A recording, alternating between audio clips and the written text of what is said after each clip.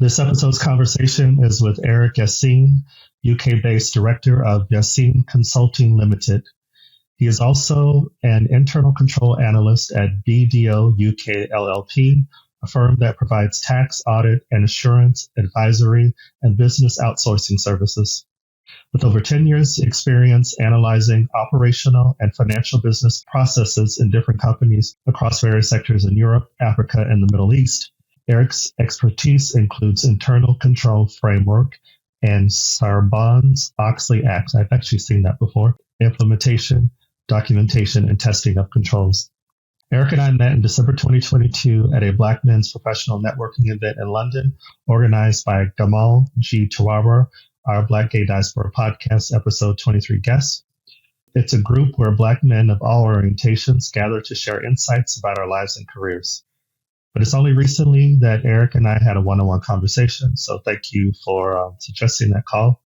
I'm looking forward to a continuation of that conversation, learning more about who Eric is and his professional journey as a Black gay man.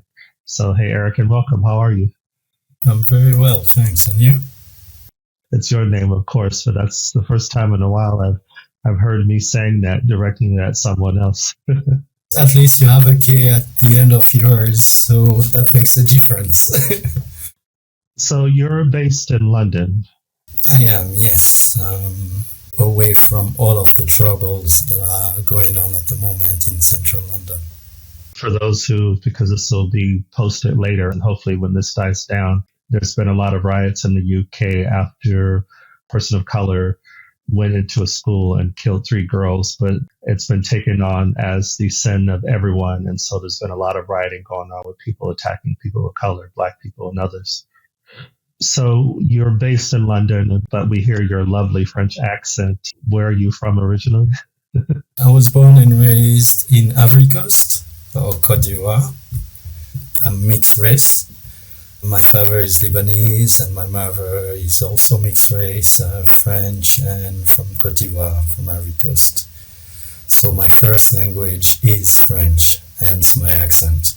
Please don't lose that accent because especially from an American standpoint, we love French and other accents. When I go in France, they tell me I speak French with an English accent. When I'm here, you're telling me that I speak English with a French accent. So it's always in between. But then again, I like to be in between.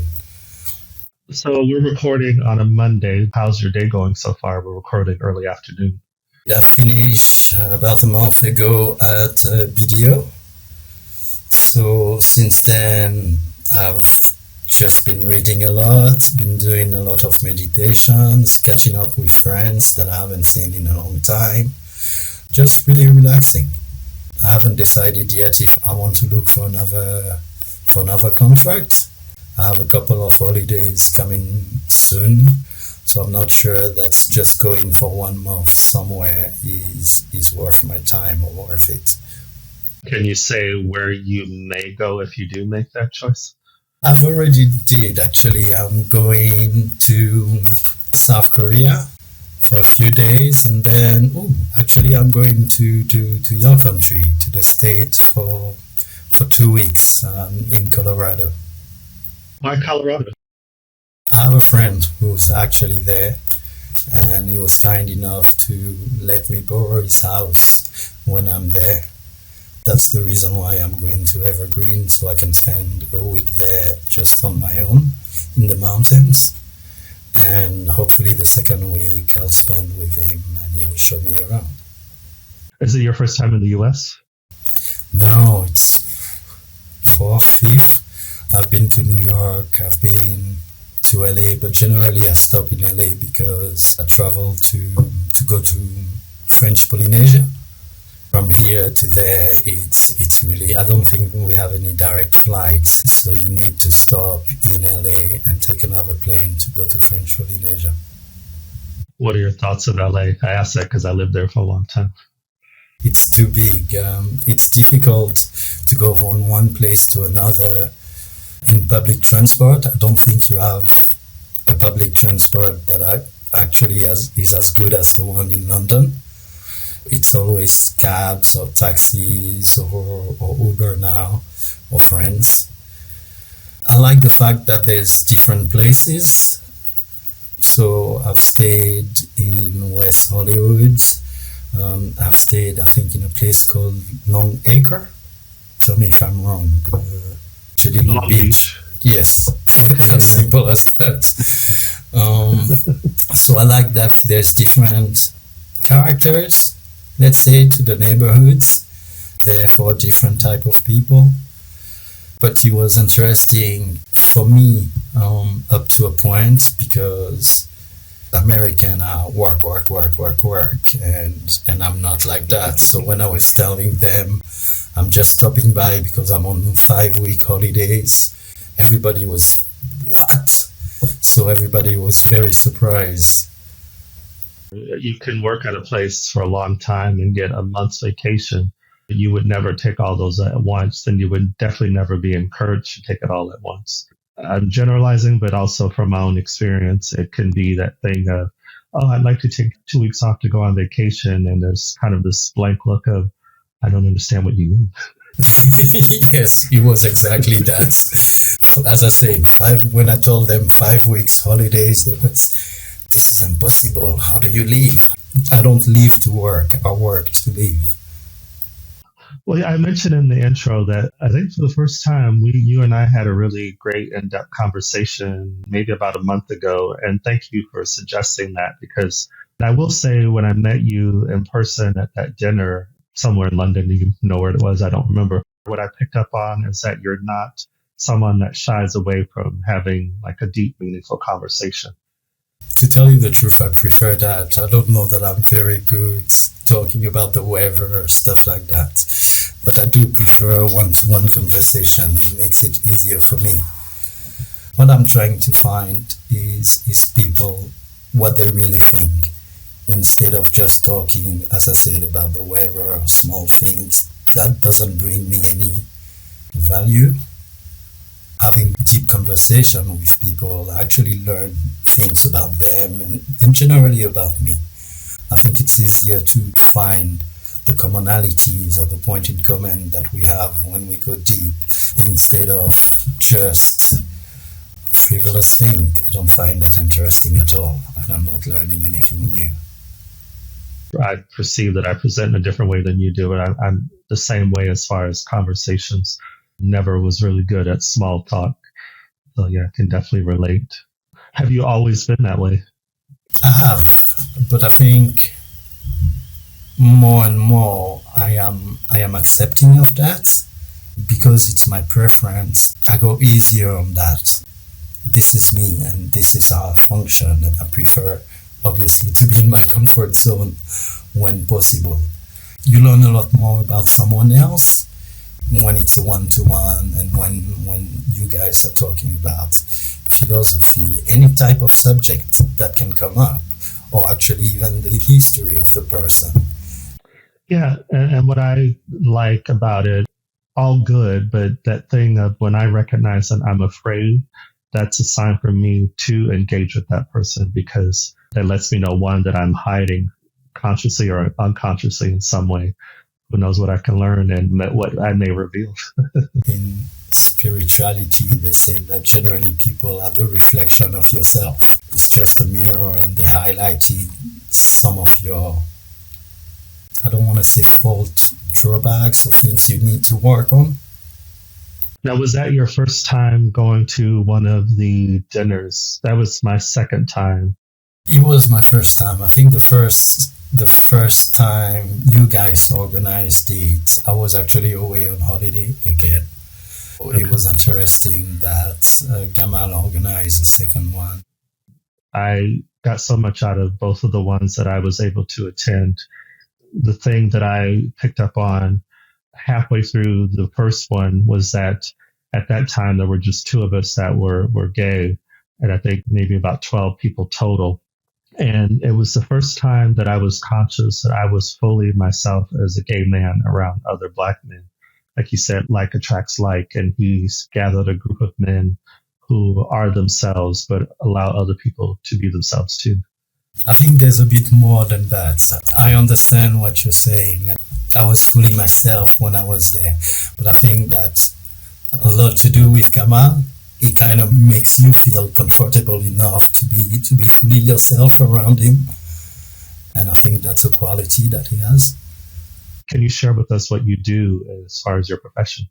I work as in risk management. So in any companies, you have to submit on an annual basis, at least if you're listed on a stock exchange somewhere, you need to submit your financial statements, and the financial statements needs to be true and accurate, or at least reasonable. So the purpose of Sarbanes-Oxley, the initial purpose of it anyway, apart from making money to a lot of other companies, was actually to make sure that those financial figures that were submitted on an annual basis were accurate and were reasonable, and there wasn't any, let's say, creative accounting included into that. This is only part of what I do. What I really do is looking at different processes, and it doesn't have to be just around financial reporting. It can be over, for example, what I did when I was at BDO. It was of the qualities of the different processes that they had. And what I was focusing on at BDO was around the ethical process that they have in place, and that they had quality around these processes.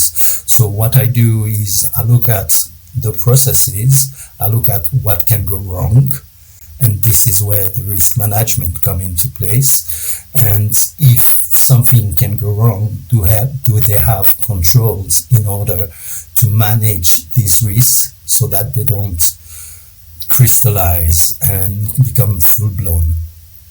Now, you are working as a consultant. You don't work full-time for one particular organization or firm. I was working as a permanent employee for a long time, and 2 or 3 years after I started meditating, during the meditation, I heard something along the line of, it's time for you to stand on your own 2 feet. And I interpreted that as meaning enough being a permanent employee, just open your own business and do your own thing. I have to say I prefer that as well, because I get to go to different companies and understand different processes. So generally, when there is something new to learn, this is what I'm attracted to. I call it exploring. So I like to explore different businesses, different processes, financial reporting. The way to do it will differ from company to company, and therefore I can learn something new as well from that. Opening my own business and looking for clients or for contract from time to time is more in line with how I actually see myself, instead of just doing the same thing over and over again. Sounds like it would make you a more attractive person to hire because of your wealth of knowledge with working with different firms. Hopefully that's true. So far it's working well. Most of the time when I really need to work, I can find something. The main issue that I have is I take a month or 2 in between contracts. Generally it's frowned upon. In most of society, you need to work 12 months a year, otherwise you're not really interested. I've rejected that way of thinking, and I've done that for a long time, and touch wood, again, it has worked. For the last 2 or 3 years, it works without problem. If most of us are honest, that's what we do want, because it sounds like it's a balance of things.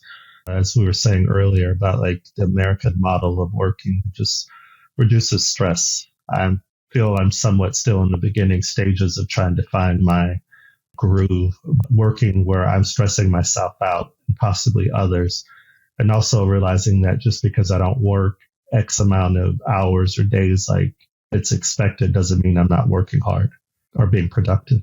I have to say I'm a bit envious of you traveling from continent to continent or from countries to countries and working. I found that interesting.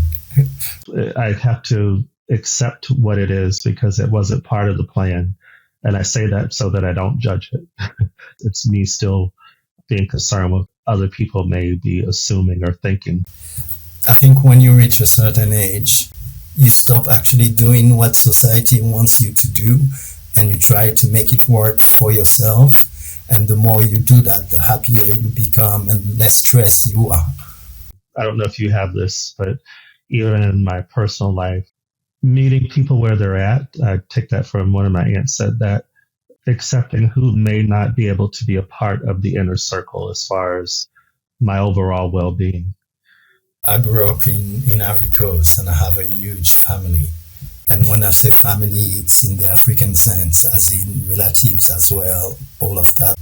And people are at different level, and there's no point sharing everything with everyone because a lot of people won't understand your journey, where you're at, or why you're doing things. You accept people where they are. You also need to accept yourself where you are. And I'm saying that, I'll give you a silly example. Last year, I went to France and I traveled with some of my relatives and a friend. One person within my relative didn't stop talking all of the time. That was a lot for me. So when I came back, I decided I'm taking Christmas and all the vacation over Christmas for myself. I just need to be quiet to not hear anyone. It's accepting also what I need instead of just putting other people's or family's needs in front of mine so that I can recharge and be a better person to them when they need me. That sounds very healthy. One of my aunts was very upset when I called her to tell her I was doing that. When I called her after those 10 days that I've taken, she was saying, I've never seen you more relaxed. You seem so good. You seem so calm. You seem to be so happy. Did you have to cycle through any type of initial guilt on your end? No, as I said, I was really tired. I thought that I've talked too much and listened too much. I needed really the time to recharge. And for me, recharging often means just being on my own, being in silence, etc. I'll talk to my son because he's a very barometer of what I need to do or shouldn't do. And he was, yeah, okay, no, I know you need that to get your energy back up. So please do your thing. I forgot to ask, what is your educational background? That actually came after. When I finished, I passed in Ivory Coast the baccalaureate, which is a French diploma to get into university. After that, I went to do my university, at least part of it, in France.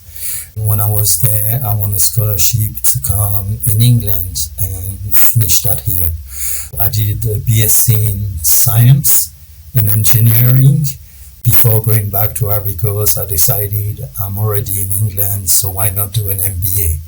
When I was in Ivory Coast, I worked mainly for Coca-Cola. We had some auditors coming from the UK. Everybody was scared of the auditors. And I thought to myself, people being scared of me, I think I like that. Why don't I try that? So I decided to follow that. And because I knew what was coming up in Ivory Coast, I could feel a civil war brewing. I decided to come back here and to start working here. So, Ivory Coast, who was Eric growing up? A mess. I don't think I was able to be myself. I played the nice heterosexual man for some time when I was there. Then from that, I moved to being bisexual. That actually worked rather well for a long time. But there was still something nagging me. I was drinking a lot. I was stressed. I was working. And it got tiring really fast.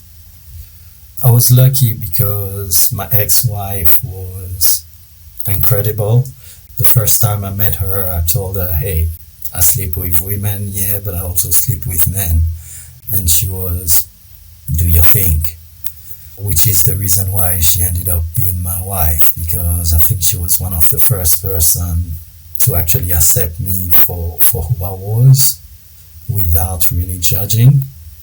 When I decided to even come here and to leave her there with our son, she understood why I was doing that, and she supported me, even though a lot of people within my family were telling me, you have a great job at Coca-Cola, you're going to get promotion, etc. You have an amazing salary, so why not stay there?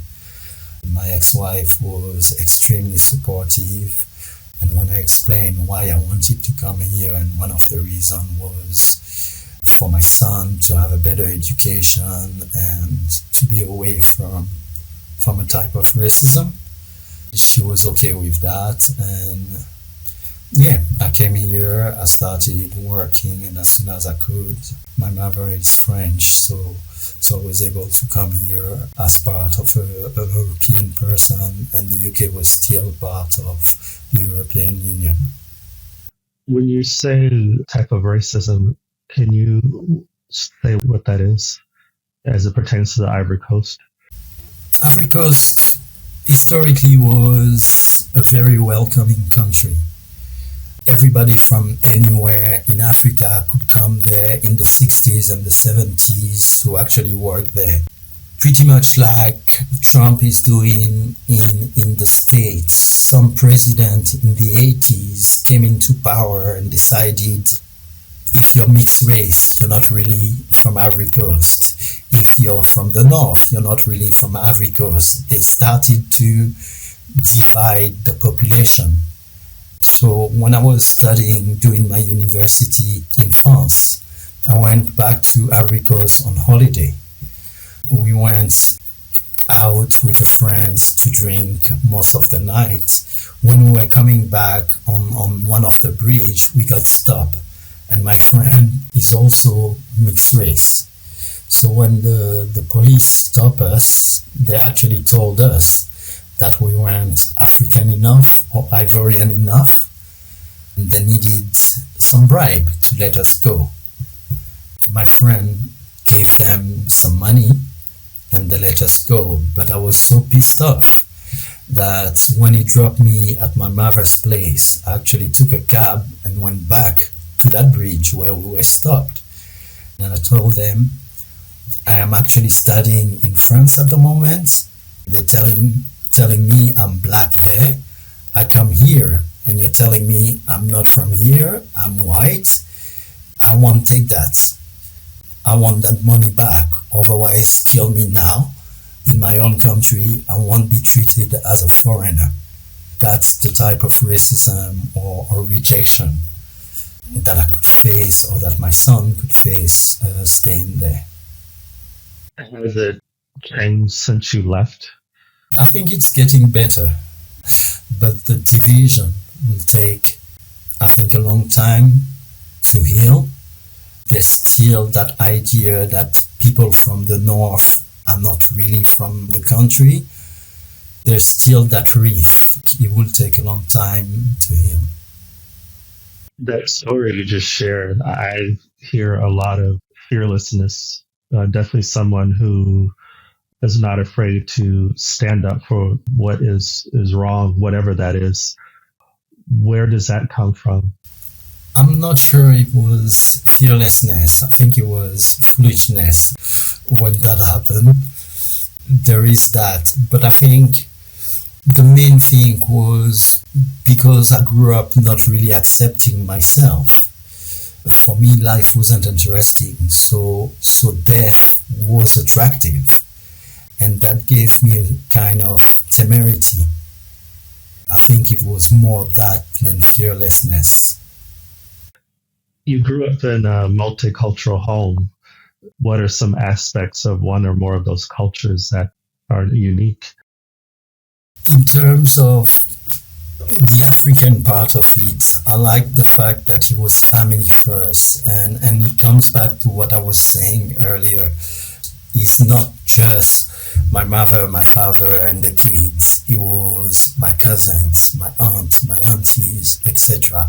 So, because I was raised mainly by my mother, all of her brothers and her sisters and my cousins and my grandmother, all of them contributed to who I am today. There's always someone in the family when you have a problem you can go to. I absolutely love that growing up, and I think I feel the need to kind of pay it back. So there was a lot of love in that sense. From my father's side, a sense of pride because they're Lebanese, they're almost white. They, or at least for me, it felt like they were better. And I think I didn't like that because my father was not really around. Growing up, I'm not as close to my Lebanese family as I am to my Ivorian family. I did a little bit of my own research of the country. I took for you the French, but I will never speak it to you because that's your first language. Côte d'Ivoire. Côte d'Ivoire, yeah, I'm not going to even go there. But I read that, like, as far as the food, there's just a lot of spices, a lot of ethnic groups. I think over 60 ethnic groups there. Such a richness in the culture, this country in West Africa. What was your background as far as that? For me, that was magnificent. In the 70s and the early 80s, we could speak French, but with words borrowed from different ethnies or different dialects from the country. And a French person wouldn't be able to actually understand what we were saying. And for me, that mix of all of this culture, you can take a bit of all of them and actually mix it up. Having that was a strength in my mind, at least, and I enjoyed that. And my grandmother, I do remember when I was growing up, was receiving people from different ethnies. That wasn't even a question. Where are you from? Or what language do you speak? That was secondary. What my grandmother, I think, was interested in was, show me who you are, show me that you are heart, but you're always welcome in my house. This is, for me, the ideal world. No doors were closed. You can always come and we'll share the little that we have. When the first president died, everyone that followed was, no, you need to be from a certain tribe, or you need to speak a certain way, or you need to be from a certain area. And this is where, as I was saying, those divisions started to emerge. But I like the way you describe it because I'm here in Cape Town, South Africa, and what I like as just a visitor is I know there's 11 official languages. I don't know how many ethnic groups that's connected to. There's a part of me that likes the fact that even though we may be speaking English, I may not, depending on the accent, fully understand. But I notice it in the opposite direction too. I've tried to speak to people and they can't really understand my accent. And that helps me with my American arrogance that I have to acknowledge from time to time. At least it gets your brain working. I know you speak 2 languages, maybe more. I was just imagine that just makes your world so much bigger. As I said, I like to travel and to go to countries that I don't know. When I see a black person there, that black person will either speak French or English. So I know that I can, if I need help, there is someone there that I can relate to and with whom I can open a nice conversation with. I love speaking with people like you. And this is, I hope, part of what this platform is doing, especially for those of us who live in countries where we are very monocultural, same with the language, especially when certain individuals take pride in that. It's like, that's so unfortunate. Like I remember years ago, I worked with a woman from China. She spoke, as far as I knew, at least 3 languages, but she married an American. And I remember she said to me, "Oh, my husband's family makes fun of my English." I was like, ask them to speak Chinese and see how far they get. Yes. Yes. It does open doors. It does open new opportunities, and I do enjoy that. I speak a little bit more Spanish than French for sure. So if I have to, I can get by with some Spanish. And I do understand a bit of Arabic. My family being Lebanese, it has, I think, an inbuilt understanding when you try to speak someone else's language, or when you do automatically. I want to just backtrack a little bit. You mentioned that your ex-wife knew about who you're attracted to, but when did you become aware of that for yourself? I think I was aware when I was 7, 8, 9, because I was working in Africa. It wasn't, at that time, it wasn't that accepted, which is the reason why I was such a mess, which is the reason why I didn't accept life. I didn't even accept myself, which is the reason why I played the role of the heterosexual for so long, at least for some time, before moving to bisexual and everything else that followed. At what age were you starting to come into that acceptance? I think I was 24, 25 when I was studying in France. I was actually going out with a girl from South Africa. We went out for a few months, and she died. And when she died, I took it very badly, but I told myself, you can die young, so what's the point of actually repressing who you are? So this is at that moment that I've decided, yeah, I'm gonna be bisexual now, and I'm gonna just go with what I feel. When I left here to go back to ivorycoast to work, I was bisexual at that time. My wife was very understanding, but even having someone like that in my life helped me accept who I was, helped me be myself. So again, I think I owe a lot to her. It's like that acceptance that comes about through others accepting who you are. It's always the other person's opinion or way of seeing things that seems to be important. I really don't know why.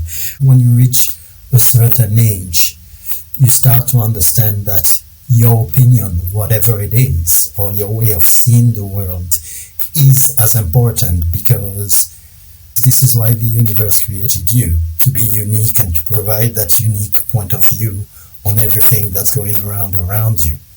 So why not just accept that and grow and enjoy that? You were talking about your mother adding the K at the end to make you unique. You were unique in the first place.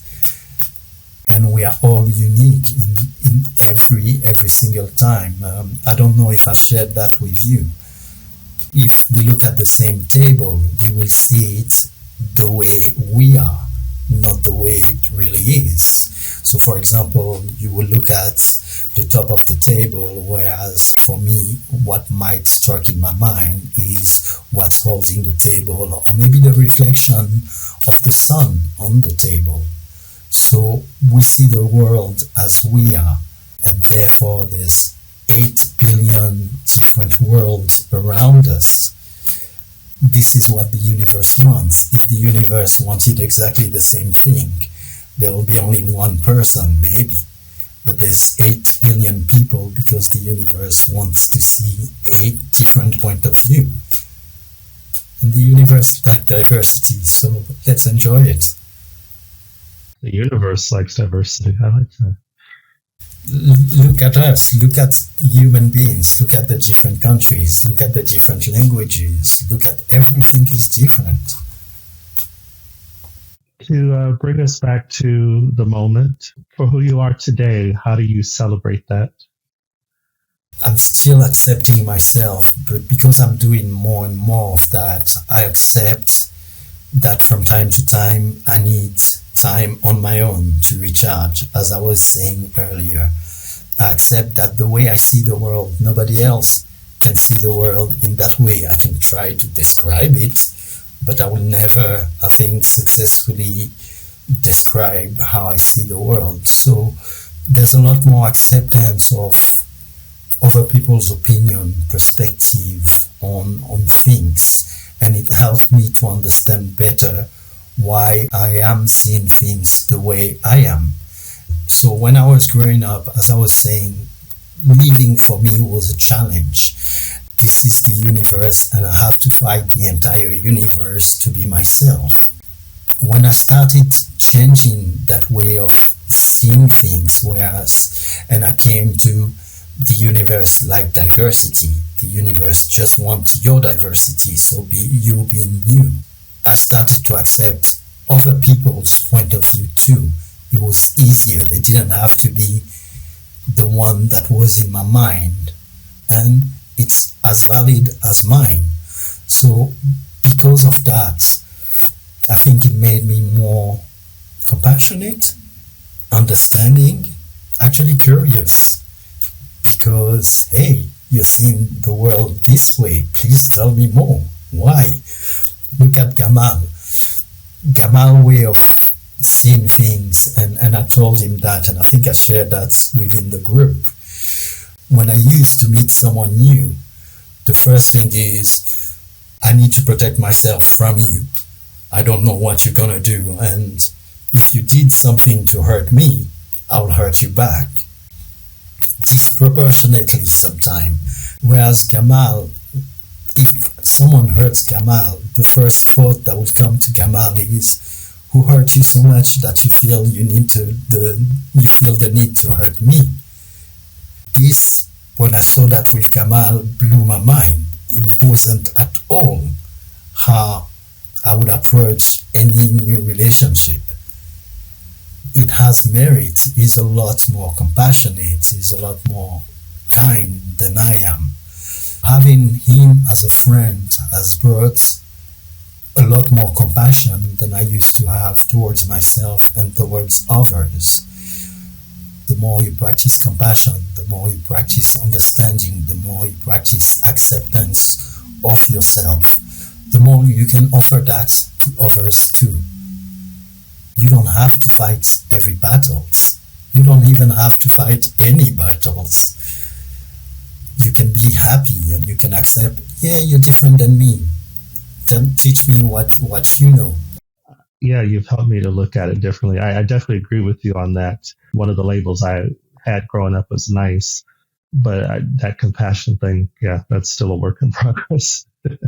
But just in what you shared, it's like, but if it's around me, I can learn from it. You have those divisions that some of our leaders are putting in place. It's the difference that they want to highlight.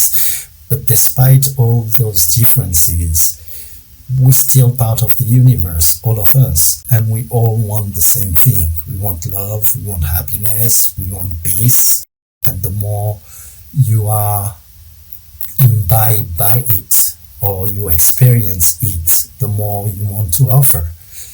Happy people want everybody around them to be happy. Someone that's very sad and oppressed, etc., want to hurt the people around them. You're like a philosopher. Please. I read a lot, and I have good friends. Well, I appreciate that. I appreciate you coming onto this platform, and I just want to go back to, I thank you for suggesting that call we did a few weeks ago, because other than a couple of times when we had casual exchanges, I was like, I like this guy. He's interesting. Again, I thank you for coming on and and sharing a bit more of who you are. I always end these conversations with, if you have any final thoughts or insights. It comes to what we were saying. Accepting yourself more means that you will accept a lot more the people around you. It's not bad. It's just being human and experiencing different things. It will make us grow. That's my opinion. Do you have a social media presence? Do you engage much online? And if so, where can we follow you? You can follow me on LinkedIn. That's the only social media I use.